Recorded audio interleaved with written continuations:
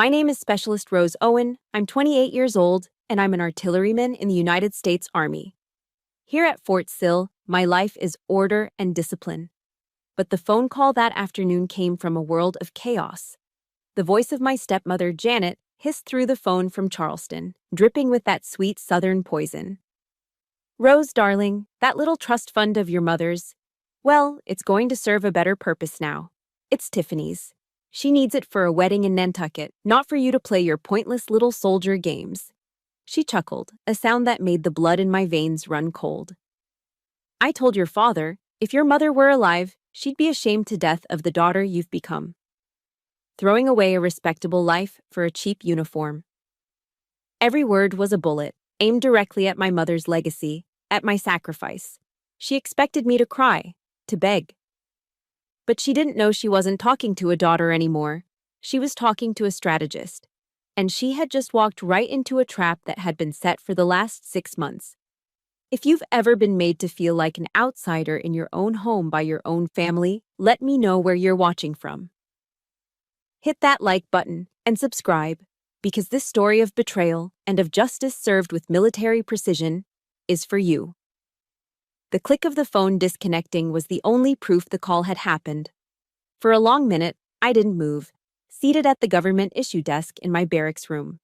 The receiver was still slick with sweat in my hand.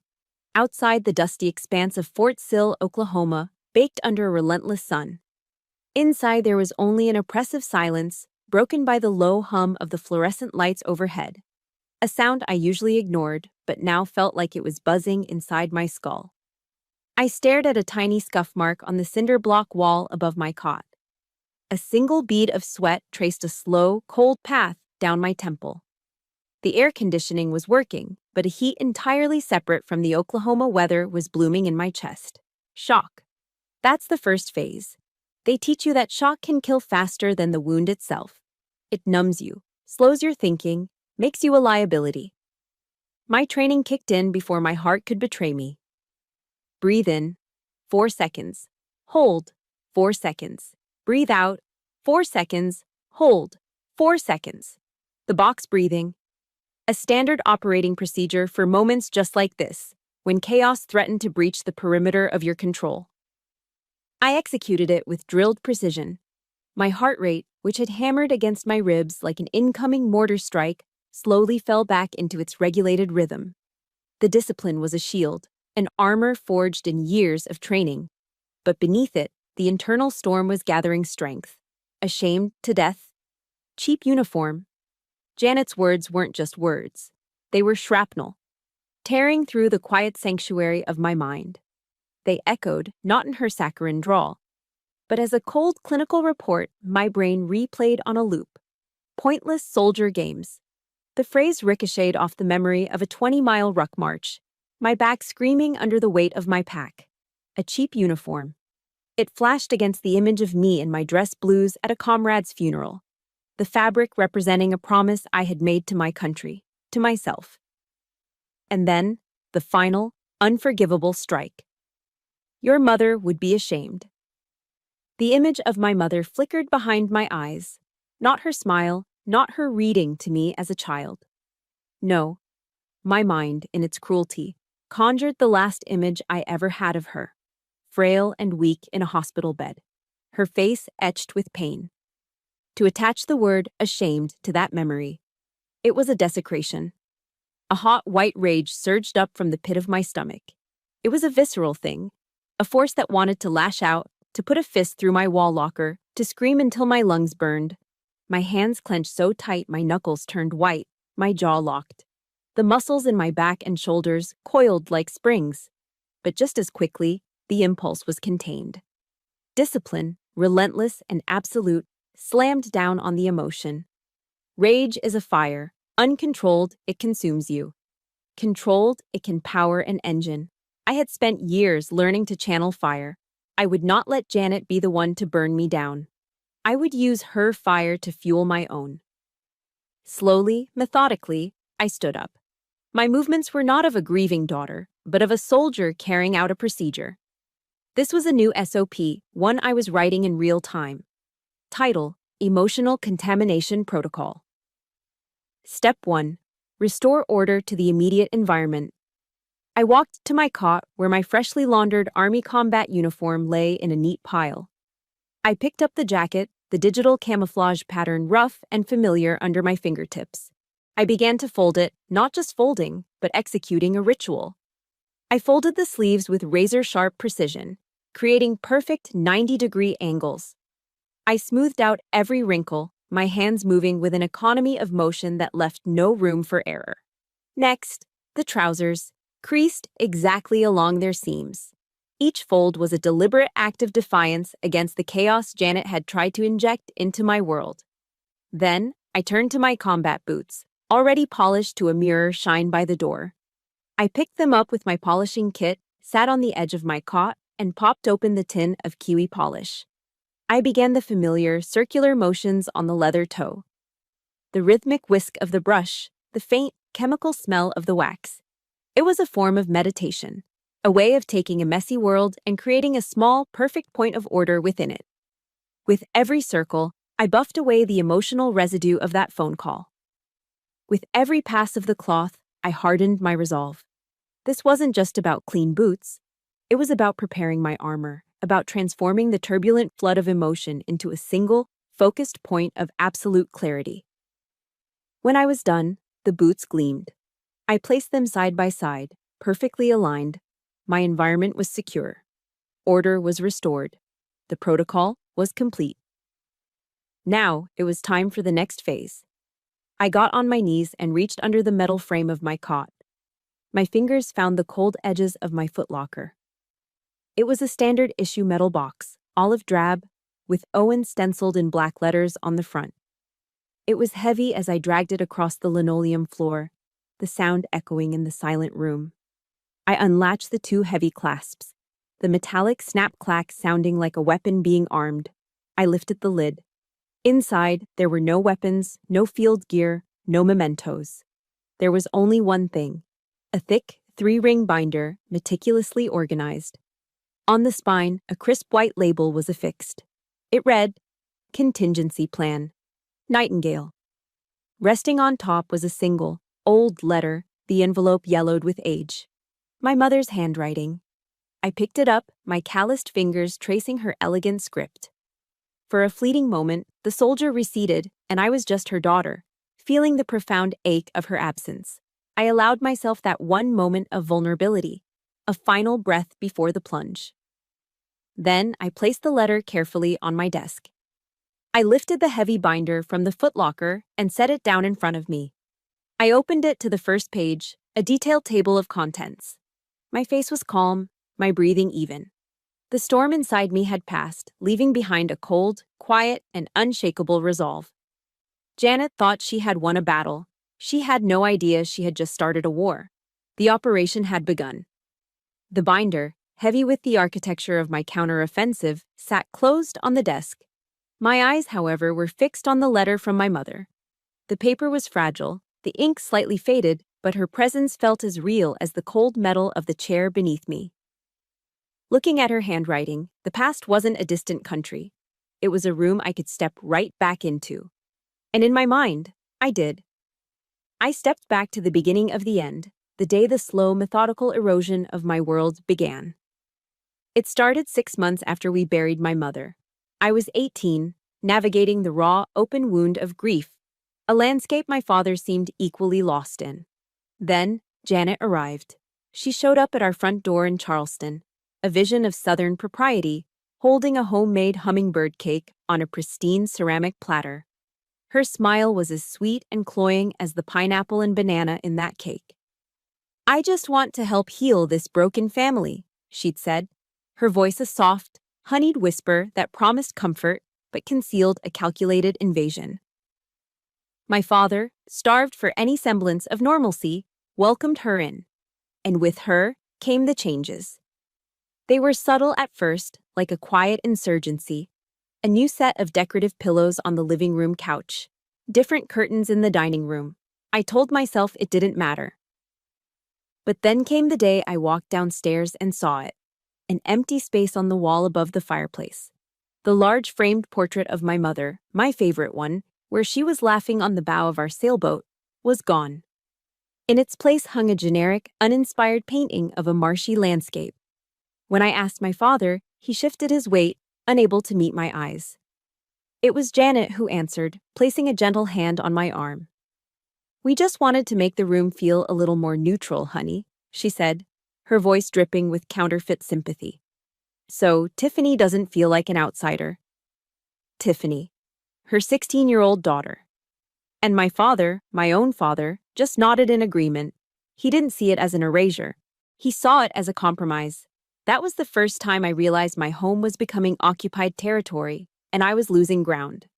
A year later, the occupation escalated into active neglect. A tropical storm, one of those furious, late-summer tempests, slammed into the South Carolina coast.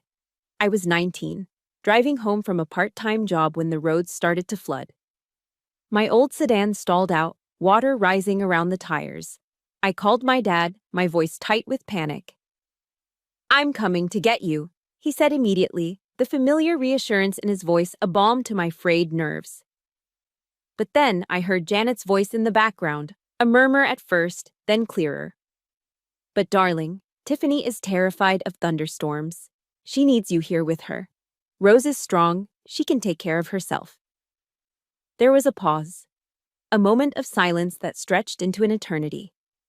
And then my father's voice came back on the line, stripped of its earlier conviction. "Janet's right, Rose. You're tough. You'll figure it out." He hung up. I had to abandon my car and walk the 3 miles home in the driving rain and whipping wind. When I finally stumbled through the front door, soaked to the bone and shivering, my father looked up from the couch where he was sitting with Janet and a whimpering Tiffany. He didn't hug me. He didn't wrap me in a towel. He just offered a weak smile and said, "See, I knew you'd be okay." The slights and insults became more brazen over time, culminating in Tiffany's 21st birthday party. By then, I was home on leave from basic training. Janet insisted on throwing a lavish affair at the Charleston Yacht Club, a place that reeked of old money and social pretense. She also insisted I wear a frilly, bubblegum pink dress she'd bought for me, something so utterly contrary to my identity that it felt like a costume for a role I didn't want to play. Standing there, surrounded by Tiffany's sorority sisters and their polo shirt-wearing boyfriends, I had never felt more like an alien. The peak of the evening came with Janet's toast. She stood, champagne flute in hand, beaming at her daughter. "To my beautiful girl, Tiffany," she began, her voice ringing with pride, "who will soon graduate with a degree in art history and has the world at her feet." Then she turned her gaze to me, her smile tightening just a fraction. "And a toast to Rose, as well, who is serving her country." The way she said it, the slight pause, the tilt of her head, turned the statement into a public demotion. It wasn't a tribute, it was a condescending pat on the head. A few of the guests tittered into their glasses. My father just stood there, clapping along with everyone else, oblivious. Or perhaps unwilling to see. But the final, irrevocable act of betrayal, the one that severed the last thread of hope I had for my father, happened a year later. It was the day he sold the Elizabeth. That was the name of the sailboat he and my mom had bought together, the one they had poured their weekends into restoring. It was named after her. It was more than a boat. It was a floating monument to their love, to the family we once were. He sold it without telling me. I found out when I saw the down payment receipt for a brand new Mercedes C-Class, a graduation gift for Tiffany, lying on his desk. When I confronted him, my voice shaking with a grief I thought I had buried, he wouldn't look at me. He just stared out the window at the driveway where my mother's old station wagon used to be. "The money from the boat paid for this?" I asked, my voice barely a whisper. He finally turned, his face a mask of irritation. "Don't be selfish, Rose," he snapped, his voice sharp and cold. "Your mother is gone. We have to move on." If you've ever had a precious memory or a piece of your heart treated like it was disposable, please support this story with a like and comment "The Elizabeth" below if you believe some things should never be for sale. In that moment, hearing those words, something inside me broke. It wasn't just grief. It was the horrifying, gut-wrenching realization that my father hadn't just been manipulated or worn down. He had actively chosen a side. He had taken the most sacred memory of my mother and liquidated it to appease his new family. He wasn't a casualty in Janet's war anymore. He had become her willing ally. And I was the enemy. My father's words, "We have to move on," echoed in my mind for weeks. But what he meant was that he had to move on, and I was part of the past he was leaving behind. He and Janet and Tiffany were a complete unit, a new family built on the ashes of the old one. There was no room for me at their table anymore. The realization was a cold, hard stone in my gut. If they had chosen their side, then I had to choose my own battlefield. A few days later, I found myself standing in front of the Army recruitment office in a strip mall off the highway. The afternoon sun beat down on the asphalt, making the air shimmer. Through the glass door, I could see a poster of a soldier in full gear, their face set with a look of grim determination. Janet's mocking voice slithered into my memory. Only people with no other options join the military. A bitter smile touched my lips. You were right, Janet, I thought to myself. At home, I have no other options. This wasn't an escape, it was a reconstruction. I was turning myself in for a complete rebuild. I pushed open the door and stepped into the cool, air-conditioned office, leaving the girl they thought they knew behind on the hot pavement. Fort Sill, Oklahoma, became my forge. The sweeping sun-scorched plains and the relentless blue sky were a world away from the genteel humidity of Charleston.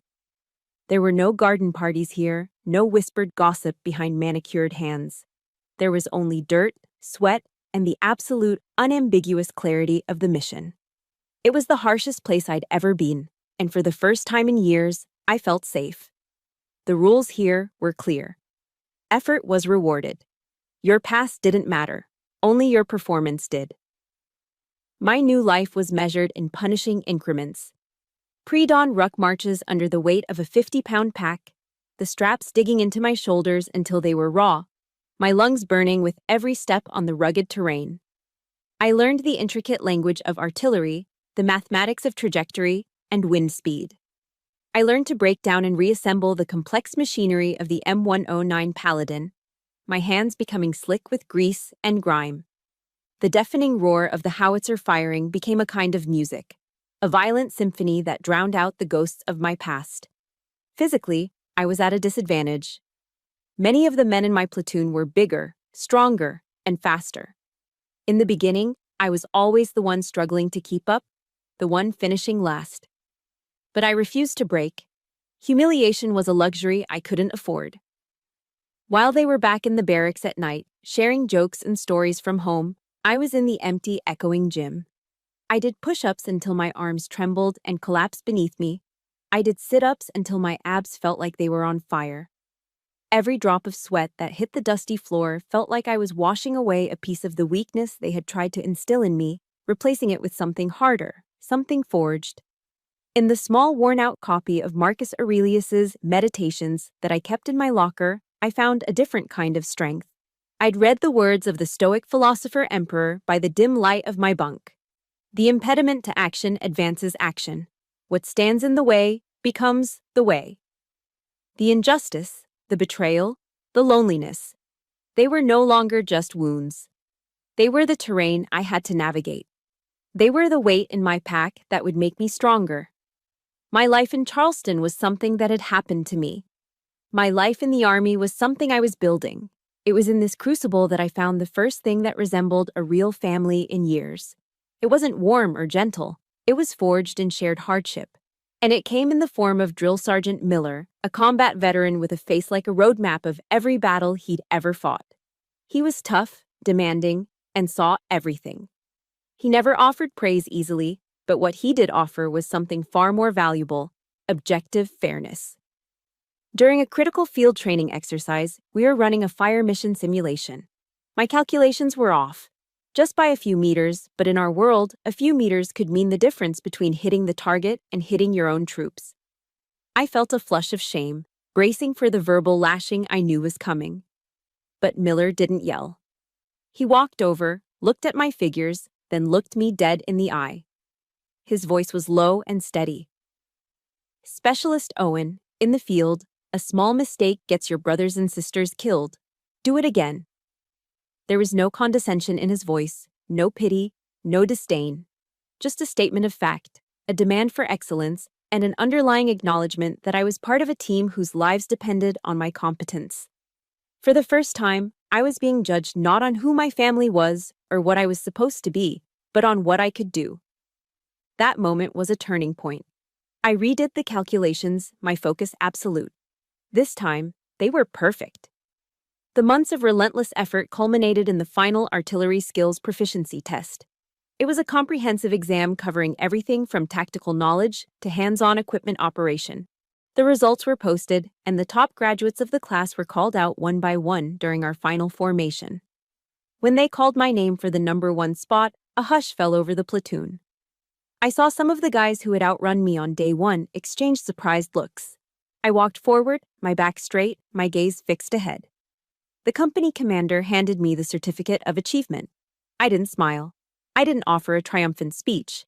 I simply accepted it with a crisp nod, rendered a sharp salute, and returned to my place in the ranks. But inside, a quiet revolution was taking place.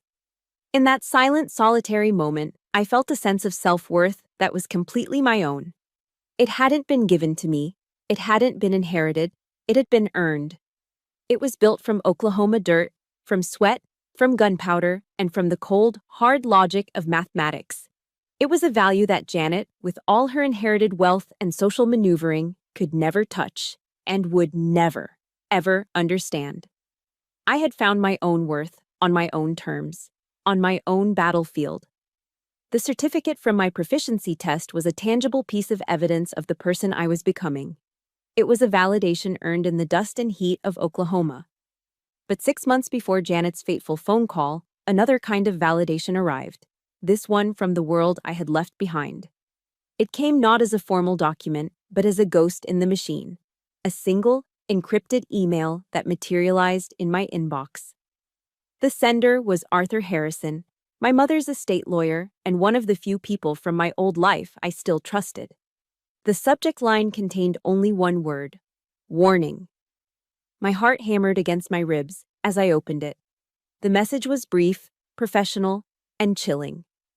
Arthur explained that he had detected unusual and repeated inquiries into the trust's structure, originating from financial advisors connected to Janet. He detailed the probing, legally veiled attempts to find loopholes. The email concluded not with advice, but with a question that showed a profound understanding of who I had become. It read, Elizabeth tasked me with protecting her legacy. Specialist Owen, what are your orders? What are your orders, not what should we do? Or, you should be aware. He was addressing me not as a grieving daughter, but as a commander. For the first time, someone from that world was seeing me not as the girl who left, but as the soldier who returned. I requested a 3-day leave and booked a flight to Boston. The contrast between Fort Sill and Boston's financial district was jarring. I went from the flat, dusty earth to a world of steel and glass that pierced the sky. Mr. Harrison's office was on the 40th floor of a skyscraper with a panoramic view of the city and the harbor beyond. The room was tastefully appointed with dark wood, leather-bound books, and modern art. A quiet fortress of power and influence, it was a world away from the genteel, decaying elegance of Charleston. This was where real power lived. Mr. Harrison greeted me not with a hug or a sad smile, but with a firm handshake. He was a man in his late 60s, with sharp, intelligent eyes that missed nothing. Specialist Owen, he said, his voice calm and respectful. Thank you for coming. He didn't treat me like a child who needed protecting. He treated me like a client, a partner in a high-stakes strategic operation. He gestured for me to sit in one of the leather armchairs in front of his massive desk. He didn't offer me coffee or tea. Instead, he opened a polished wooden cabinet and retrieved a heavy crystal decanter and 2 glasses. Your mother always enjoyed a glass of this after a successful negotiation, he said, pouring 2 fingers of a deep amber liquid into each glass. Macallan 18. The name hit me with a jolt of memory. It was my mother's favorite scotch, a quiet luxury she indulged in on special occasions. The gesture was more than a polite offer of a drink. It was a symbol. He was honoring her memory, acknowledging the legacy I was here to protect. He slid a glass across the desk to me and took a seat. "Let's review the intelligence," he said. "All business now." He laid out a thin folder on the desk. "Janet is an opportunist, but she's not a master strategist. She's impatient and greedy, which means she's sloppy. She will leave a paper trail." He detailed every inquiry, every phone call his office had fielded from her associates. It was a clear pattern of reconnaissance, of testing the defenses before a full-scale assault. I listened, absorbing the information, my mind shifting into the tactical mode I had honed over the past few years. This was no different from analyzing enemy movements before a battle. "We need to do more than defend," I said, my voice steady. "We need to set a trap." A slow smile spread across Arthur's face. "I was hoping you'd say that," he replied. For the next 2 hours, we mapped out the strategy. We called it Contingency Plan Nightingale, a nod to my mother's love for the birds in her garden. The plan was twofold. First, we would reinforce the trust, adding legal fortifications that would make a direct assault nearly impossible. Second, and more importantly, we would turn the trust itself into a Venus flytrap. We intentionally left a few, carefully crafted, vulnerabilities, apparent loopholes that would seem like an easy entry point for a greedy amateur. Any attempt to exploit these weaknesses would trigger a silent alarm, logging the IP address and the exact nature of the attempt. We set up protocols to have any related phone calls to the bank or financial advisors automatically recorded, all within the legal framework of single-party consent laws where applicable. The entire structure was designed to encourage Janet to overplay her hand, to get her to commit an act of blatant fraud that would be impossible to deny. "We will let her own greed be the instrument of her downfall," Arthur said, his eyes gleaming with the sharp, predatory light of a lawyer who senses victory. "She'll think she's being clever, outsmarting a dead woman and an absent soldier. She'll walk right into it." As our meeting concluded, the strategic tension in the room subsided. Arthur leaned back in his chair, his gaze softening as he looked at me. The lawyer receded, and the old family friend emerged. "Rose," he said, his voice dropping to a gentle, almost paternal tone. "Your mother would be so incredibly proud of the woman you've become." He paused, letting the words settle in the quiet room. "She always used to say to me, 'My daughter has a spine of steel.' She was right."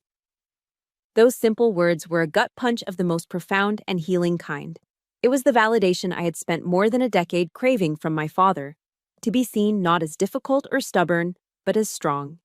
To have my core character recognized and valued. My eyes stung with tears I refused to let fall.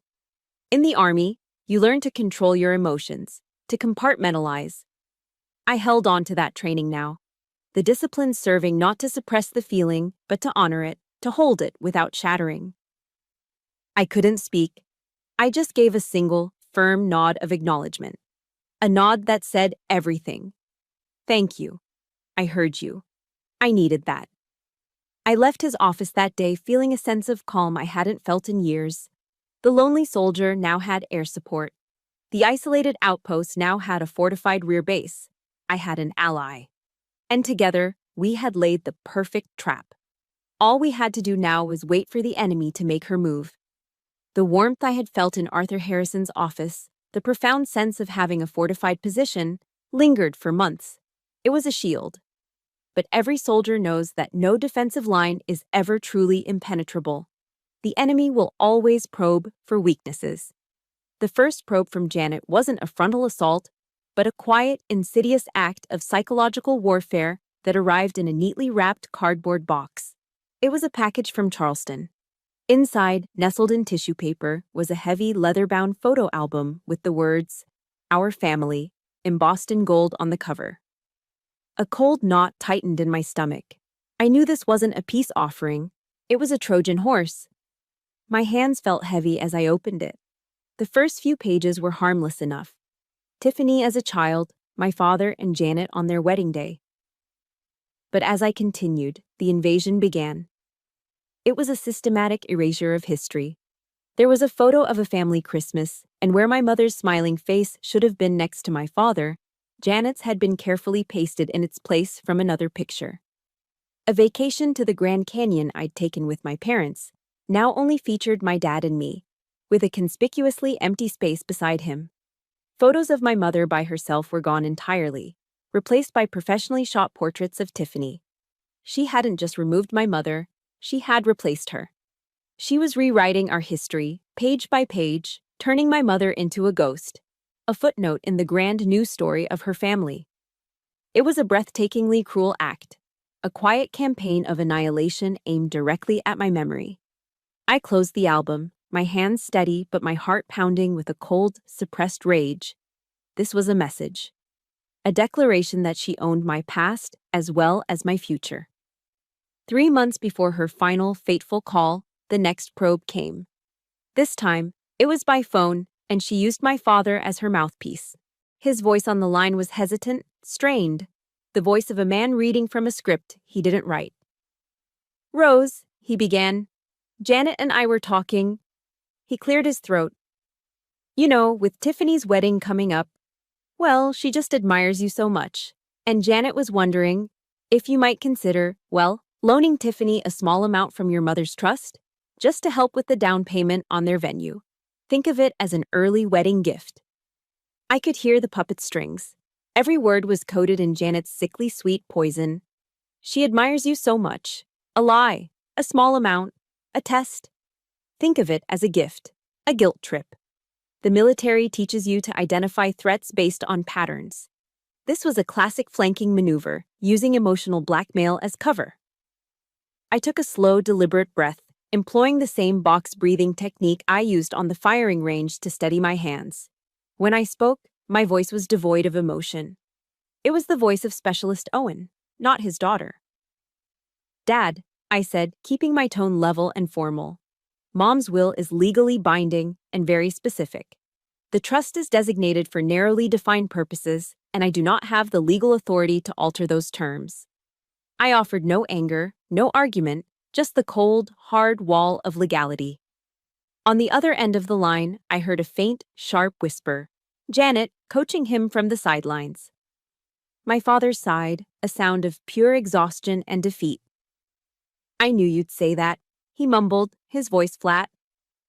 "You're always so rigid." The line went dead. He called me rigid. He didn't see it as me upholding my mother's final wishes. He saw it as me being difficult. The call was a failure for them, but it was just the opening salvo in a new phase of their campaign. A week later, the strange calls began. My Aunt Carol, my mother's sister who lived in Florida, called me out of the blue. Her voice was laced with disappointment. "Rose, I heard you weren't being very supportive of your sister. Family is supposed to help family." Then a text message from an old family friend, someone who used to come over for barbecues when my mom was alive. "Heard you're doing well in the Army, but sorry to hear you've become so tight-fisted.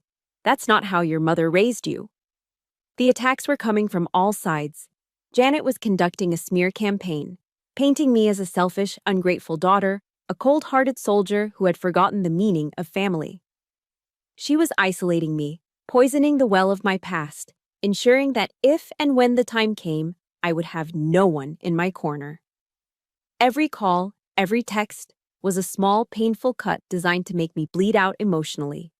It was tempting to call them back, to defend myself, to scream the truth. But I knew that was what Janet wanted. She wanted me to engage, to get emotional, to look unhinged. An emotional response would only validate her narrative.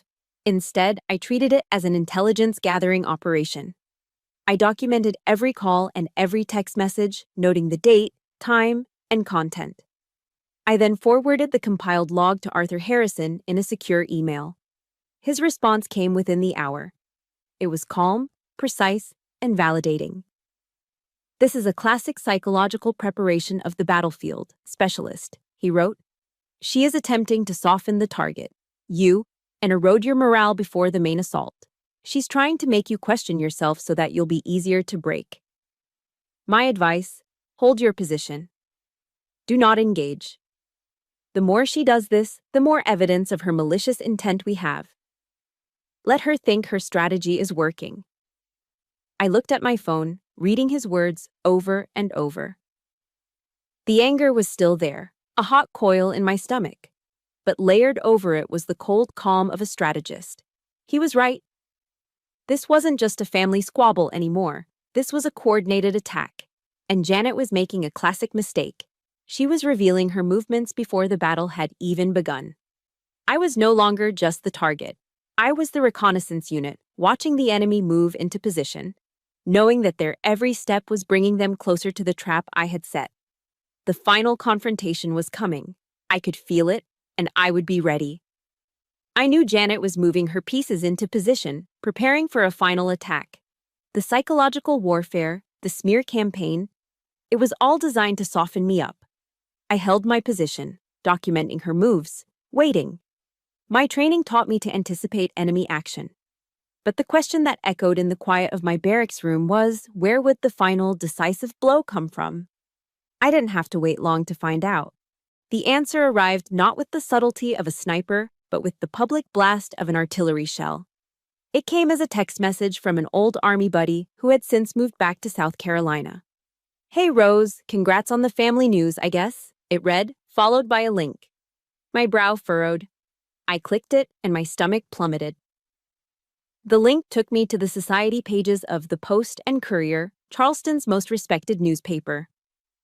There, in glossy, high-resolution color, was a professionally shot engagement photo of Tiffany and her fiancé, a smirking trust fund kid from a prominent banking family. The article was a nauseating tribute to Charleston's high society, filled with fawning descriptions of the couple's storied lineage and their plans for a lavish wedding. I scrolled through the saccharine details, feeling a growing sense of dread. And then I saw it.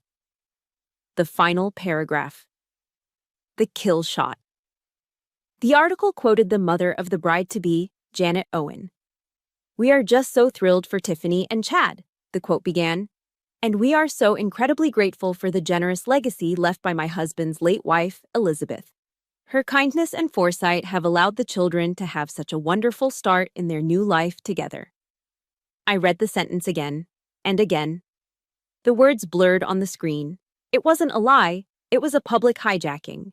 In one perfectly crafted sentence, published for the entire city of Charleston to see, Janet had claimed ownership of my mother's legacy. She had posthumously recast my mother, Elizabeth Owen, into the benevolent benefactor for Tiffany's fairy tale wedding. She wasn't just trying to steal the money anymore. She was stealing my mother's name, her reputation for kindness, her very memory, and using it as a prop in her social climbing spectacle. The blood in my veins turned to ice, then to fire. This was no longer about a trust fund. This was desecration. It was a public act of disrespect so profound, so audacious, that it took my breath away. She had taken something sacred and twisted it into a tool for her own vanity. As if on cue, my phone rang. The screen lit up with a Charleston area code. It was Janet. I answered, my hand steady, my voice a dead calm I didn't recognize as my own. "Hello, Janet." Her voice dripped with the cloying sweetness of poisoned honey. "Rose, darling, did you see the article? I had my assistant send it to everyone. I just wanted to make sure your mother's name was honored properly. She was always so generous." The calculated cruelty of it was masterful. She was rubbing salt in a wound she had just publicly carved into me. And then, believing she had me cornered and defeated, she delivered the final barrage. "That trust of your mother's," she said, her voice dropping the fake sweetness for a triumphant purr. "It's going to serve a much better purpose now. It belongs to Tiffany. She needs a proper wedding in Nantucket, Rose, not whatever it is you're doing, playing soldier in those cheap uniforms." She let out a little laugh, a sound like glass shattering in my ear. "I told your father, if your mother were alive to see what you've become, she'd die of shame. Throwing away a respectable life for a government paycheck." Every word was a precision strike aimed at the foundations of my identity. My service, my mother's love, my entire existence. She thought she was delivering the final, crushing blow.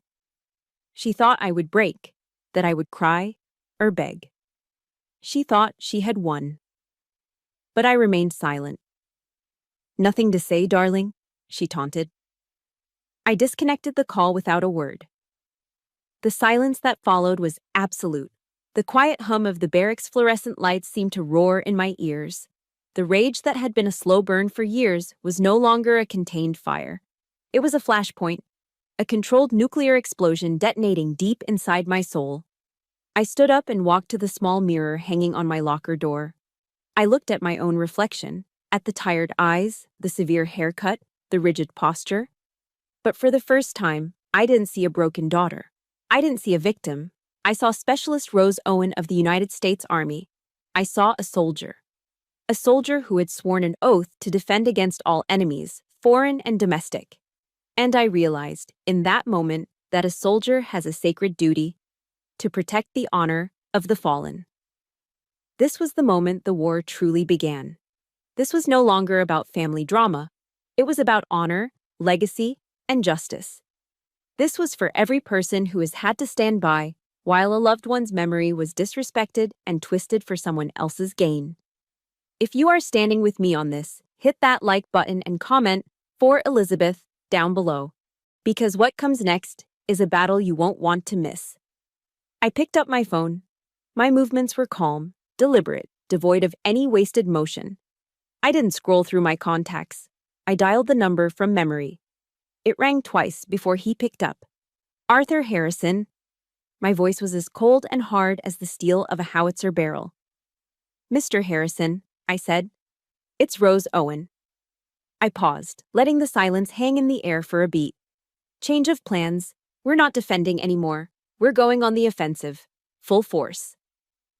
The nuclear rage from Janet's call had passed. In its place, something far more dangerous had settled in. The cold, clear focus of a soldier with a mission.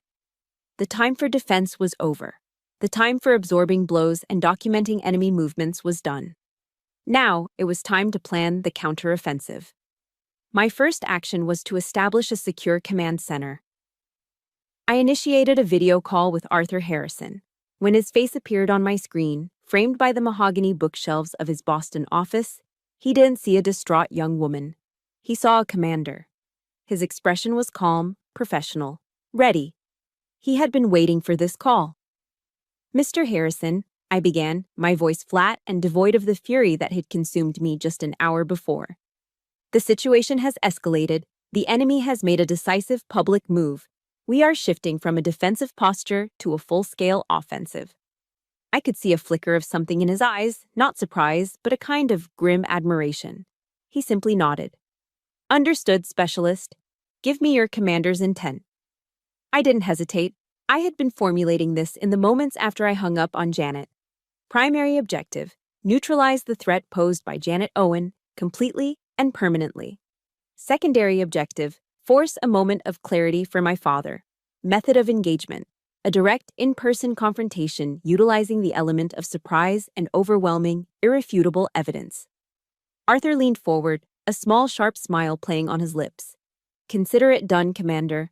I'll have the intelligence dossiers prepared and ready for your arrival. We have everything. After the call, I turned my small barracks room into a war room.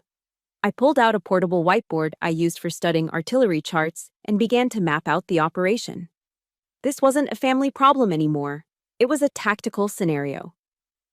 At the top of the board, I wrote the mission title, Operation Nightingale. Underneath, I listed the key personnel.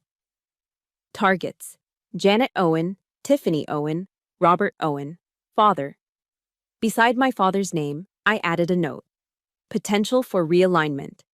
Below that, assets: Arthur Harrison, legal support, the Nightingale dossier, ammunition.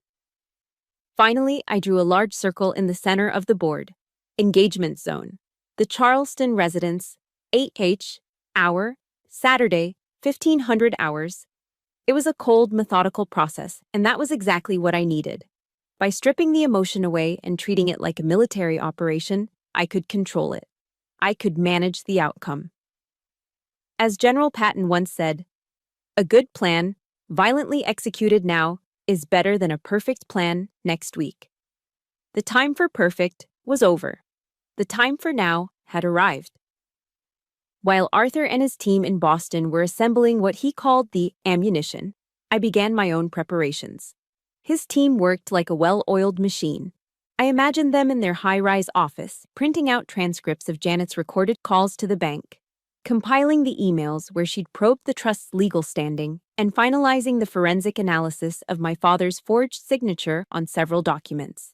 Each piece of paper was a bullet. The completed dossier wouldn't be a legal file. It would be a detailed report on enemy activity, compiled with military precision, each exhibit marked and cataloged for maximum impact. My preparation, however, was psychological. I made a deliberate choice not to review the evidence myself.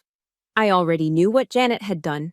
Looking at the proof now would only stir up the rage I had worked so hard to channel. Emotion was a liability in the field. It clouded judgment and created openings for the enemy. Janet thrived on emotional reactions. She fed on them. My greatest weapon against her wouldn't be the evidence itself, but the cold, dispassionate manner in which I presented it. So instead of looking at the dossier, I studied my enemy. I spent hours online, reading articles and academic papers on clinical narcissism and narcissistic personality disorder. I needed to understand her playbook. I learned that narcissists cannot handle public exposure. They build a fragile, perfect world around themselves, and the threat of that world shattering is their greatest fear. They also feed on narcissistic supply, the emotional reactions of others, whether it's admiration, fear, or anger. The key to defeating one, I realized, was to give them nothing. No arguments, no tears, no raised voices, just the cold, indifferent presentation of facts. I would not engage her in a fight. I would simply present a statement of facts and watch her carefully constructed reality crumble. When I felt my mind was sufficiently fortified, I began the final logistical steps. I booked a one-way flight to Charleston for the upcoming Saturday. I packed a small duffel bag with only the essentials. I didn't pack civilian clothes. My uniform was all I needed. From its protective garment bag in my locker, I carefully took out my Army service uniform, the formal dress blues. The deep blue jacket, the crisp white shirt, the perfectly creased trousers, the gleaming brass buttons, the colorful ribbons on my chest signifying my service and qualifications. This wasn't just a uniform, it was a symbol of everything Janet despised and belittled. It was a suit of armor forged in discipline and sacrifice. I wasn't going home as Rose, the broken daughter. I was returning as Specialist Owen of the United States Army, an officer of the Court of Justice I was about to convene. I was there to restore order. With my bag packed and the uniform hanging, ready for deployment, I took out my phone. I sent a single, concise text message to my father. No greeting, no small talk, just the order. I am flying home this Saturday. We will have a family meeting at the house at 3 p.m. Your presence is mandatory. The flight from Oklahoma to South Carolina was a silent void. I didn't listen to music. I didn't read. I simply existed, my mind a calm, clear battle space, every contingency planned for. When the plane landed at Charleston International, I moved with the practiced efficiency of a soldier on deployment. I took a taxi directly to the house, the one that used to be my home, now Janet's palace. The dossier, thick and heavy with facts, sat in my briefcase like a field-ready weapon. I walked up the familiar oyster shell driveway and didn't bother to ring the bell. I used my old key. It slid into the lock with a familiar click. The door swung open into the grand foyer, and I stepped inside. 8-hour had begun. They were in the living room, just as I'd anticipated. My father, Tiffany, and Janet lounging in the casual luxury of a Saturday afternoon. The room was Janet's masterpiece of Southern classic decor, dark mahogany furniture, Persian rugs, and oil portraits on the walls, including a large, ostentatious one of her and Tiffany. It was the seat of her power, her self-made kingdom. My text had clearly been an order, not a request, and they were waiting, expecting a tearful, emotional confrontation from the daughter they thought they knew. Then, they saw me. The chatter stopped. 3 pairs of eyes locked onto me, and the air in the room froze. It wasn't just my sudden appearance that stunned them into silence. It was what I was wearing. My Army service uniform. The dress blues. The deep blue jacket was perfectly pressed, the brass buttons gleamed under the light of the crystal chandelier, and the ribbons on my chest told a story of service they could never comprehend. It was a suit of authority, of discipline, of a world utterly alien to their soft, privileged lives. My father's jaw went slack. Tiffany looked like she'd seen a ghost. Janet's polite smile faltered, her eyes narrowing with a flicker of confusion, then annoyance. She was the queen in this castle, and an uninvited soldier had just breached her throne room. She recovered first, her voice regaining its familiar, condescending tone. "Well, look what the cat dragged in. Rose, what on earth are you wearing? Playing dress up?" I ignored her. I walked to the center of the room, my polished leather shoes making no sound on the thick rug. I placed my briefcase on the heavy oak coffee table. I did not sit. I stood, feet planted shoulder width apart in a perfect parade rest. I occupied the space. I commanded it. "I won't waste your time," I said. My voice was even, measured, the voice I used to give a situation report, devoid of any emotion. It echoed slightly in the sudden, heavy silence. At 1400 hours on March 15th, I received a phone call from Janet Owen, in which she stated her intention to illegally seize control of the trust fund established by my mother, Elizabeth Owen. That call was legally recorded. I reached into my briefcase, took out a small gray digital voice recorder, and placed it on the table. A soft click as it made contact with the wood. Janet's face went pale. You have no right," she stammered, her voice losing its composure. "I have every right," I replied, my eyes still fixed on my father. I reached back into the briefcase and retrieved the dossier. It was nearly 3 inches thick, bound in a simple black cover with a single white label. Nightingale. I placed it on the table directly in front of my father, sliding it across the polished surface. The sound was definitive. Final. "This," I said, my voice unwavering, "is a complete record of Janet's attempts to infiltrate that trust over the last 6 months. It includes copies of her emails to the bank, transcripts of her recorded phone calls making inquiries, and a forensic analysis of your forged signature on several financial documents. It's all there. I invite you to review it." My father stared at the black binder as if it were a venomous snake. For a moment, he looked from it to me, then to Janet, a deep-set skepticism in his eyes. He had lived in Janet's reality for so long, he couldn't imagine another one. But my presence, my uniform, my unshakable calm, it was enough to make him doubt. Hesitantly, he reached out and opened the cover. What followed was the complete and total disintegration of Janet's world. As my father turned the first page, his expression began to shift. The skepticism melted away, replaced by a dawning confusion. He read the transcript of Janet's first call to the bank, his brow furrowed. He turned another page, and another. I watched his face as he saw the email chains, the blatant lies. I saw the moment he reached the signature analysis report, the clinical, irrefutable proof of forgery. The confusion hardened into disbelief, then morphed into a horrifying, dawning comprehension. His face, which had been a mask of willful ignorance for 12 years, was now a canvas of raw, unfiltered shock. The room erupted. Tiffany burst into tears, a series of theatrical sobs. "Daddy, what is this? I don't understand." Janet shot to her feet, her carefully constructed composure shattering into 1,000 pieces. "It's lies, Robert. She's making it all up. She's always been a jealous, spiteful child," she shrieked, pointing a trembling finger at me. "She's trying to ruin our family." I didn't move. I didn't flinch. I let the chaos swell around me, a storm of shrieks and sobs. I waited, my eyes locked on my father, who was now staring at a specific page, his hands trembling, his face a ghastly shade of white. He looked up from the page, his eyes meeting mine, and in them, I saw 12 years of denial collapsing in on itself. He looked at Janet, but it was as if he was seeing her for the first time.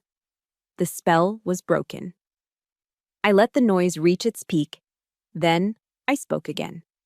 My voice wasn't loud, but it cut through the hysteria like a razor. The trust fund is, and always has been, secure. Mr. Harrison ensured that Janet never got a single penny.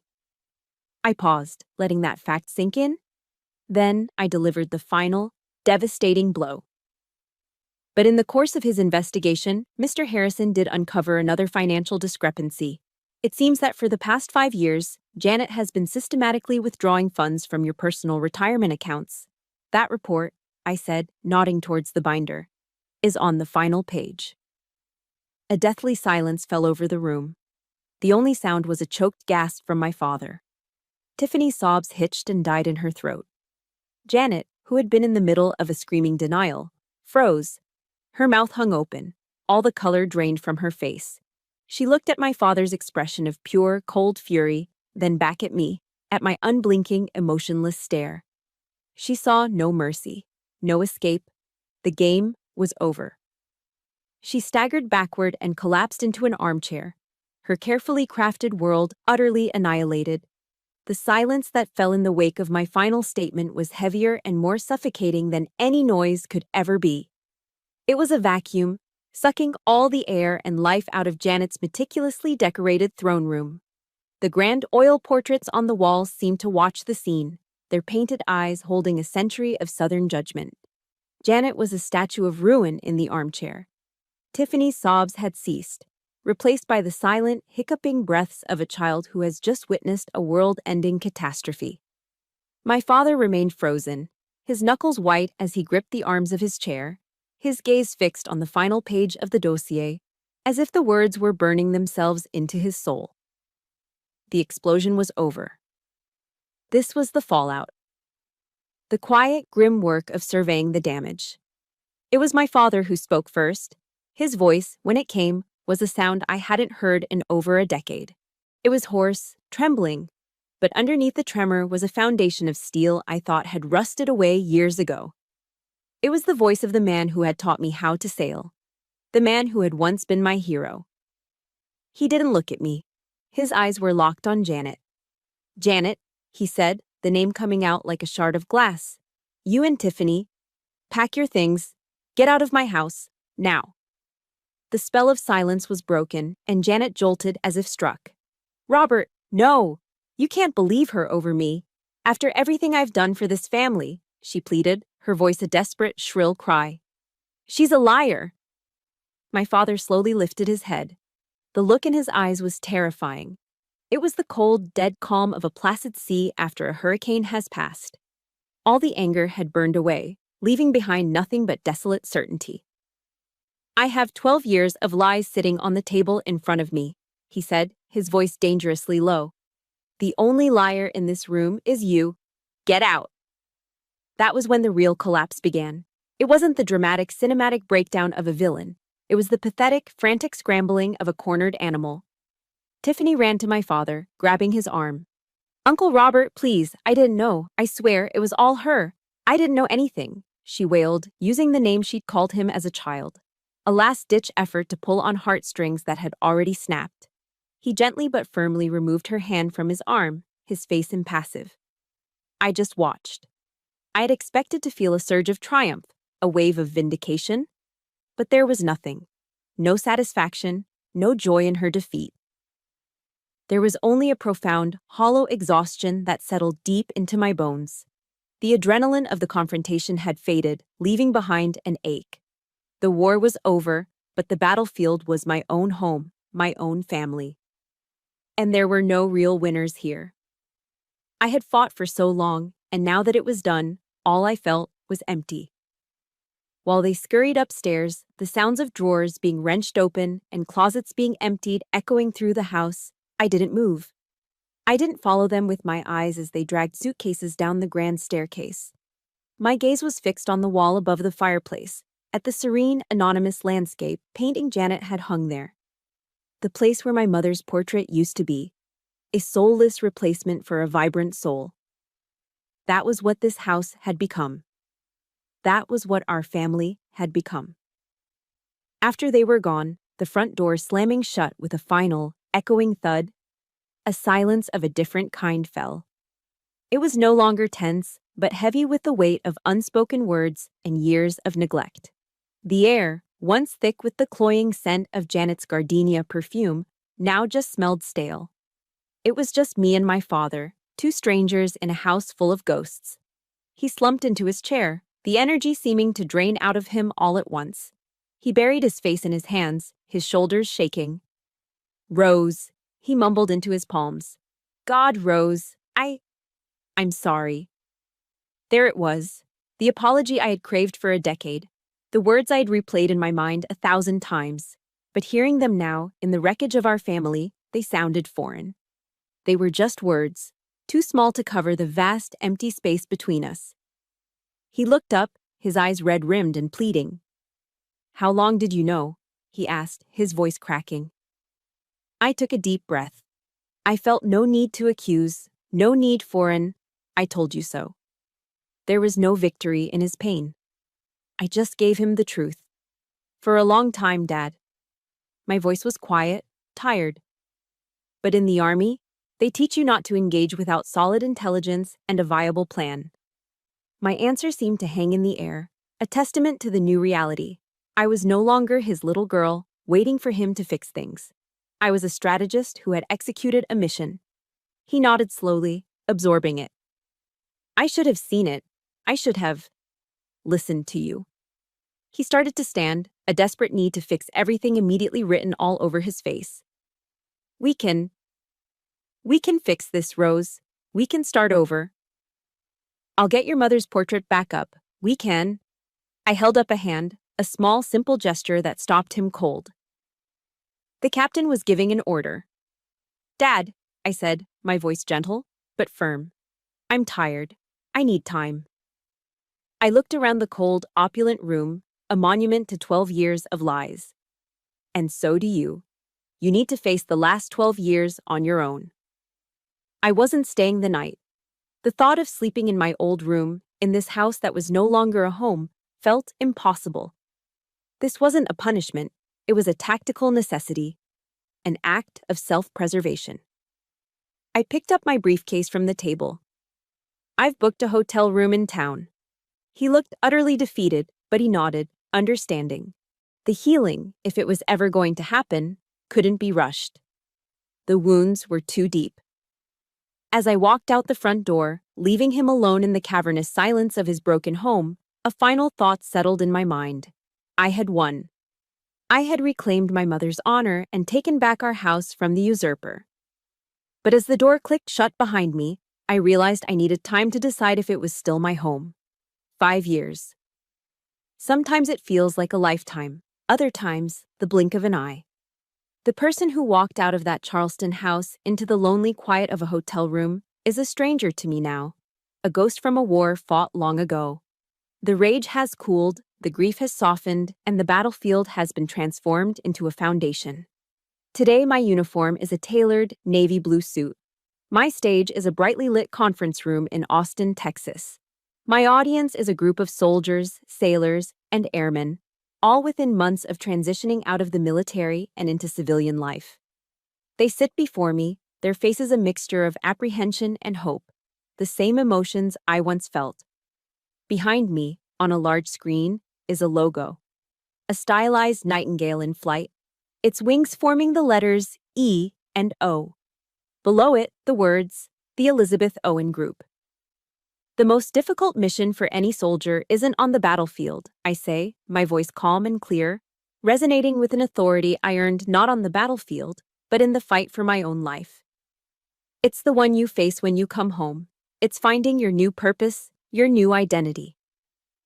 My mother, Elizabeth Owen, was a brilliant strategist. She taught me that your greatest asset is the ability to turn any situation into an advantage. That's what we do here. We help you take the skills you've learned, the discipline, the leadership, the integrity, and we help you build something of your own. As I speak, my eyes scan the room and land on a man sitting quietly in the back row. He isn't in uniform. He's older, his hair now more silver than brown. But he sits with a quiet pride that fills the entire room for me. It's my father. He divorced Janet a month after that fateful Saturday.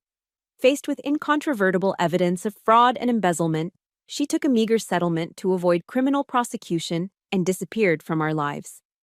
My father sold the house in Charleston, that palace of painful memories, and spent the next few years in a quiet, solitary process of self-reflection.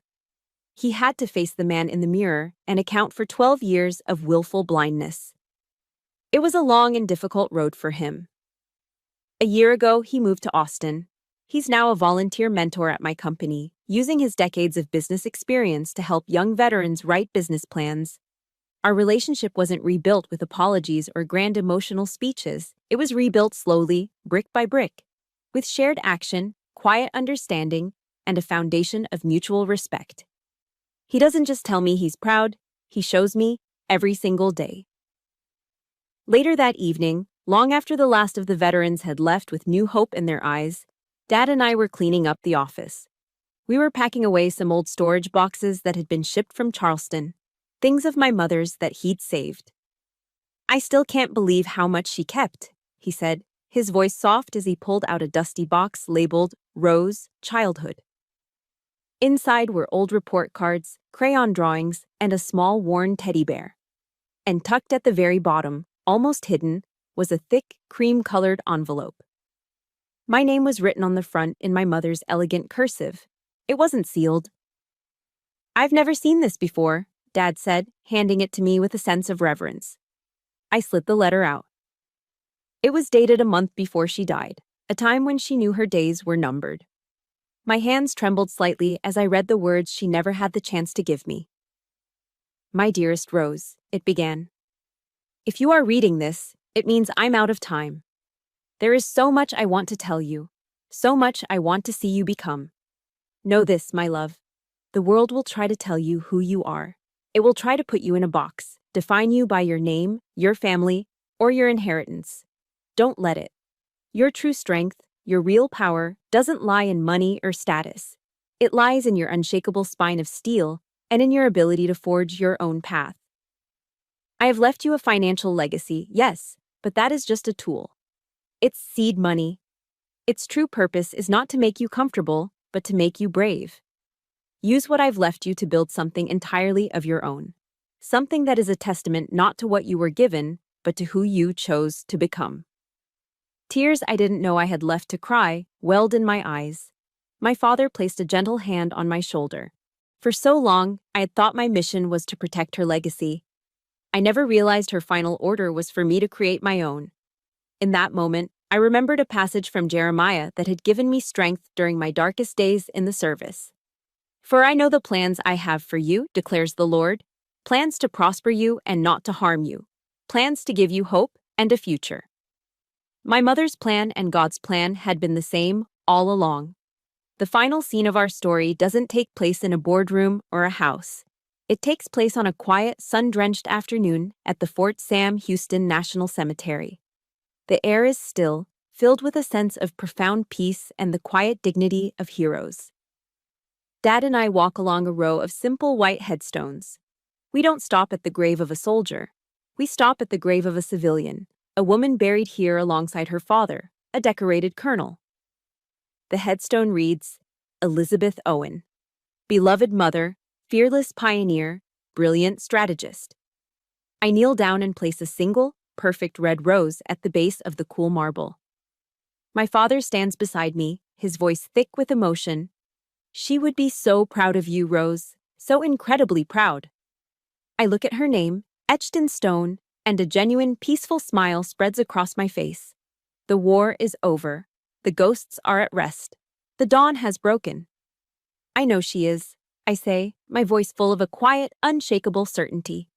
And now her legacy is helping other soldiers find their own. I had not only protected my mother's legacy, I had made it immortal. My story began with an act of betrayal, but it ends with a legacy of hope. What I've learned through this entire war is that our deepest wounds truly can become the source of our greatest strengths. We don't always get to choose the battles life throws at us, but we absolutely can choose how to fight them and what we build from the ashes. Thank you for walking this journey with me. If this story resonated with you, please share your own moment of strength in the comments below. For more stories about resilience and justice, make sure you hit subscribe and join our community.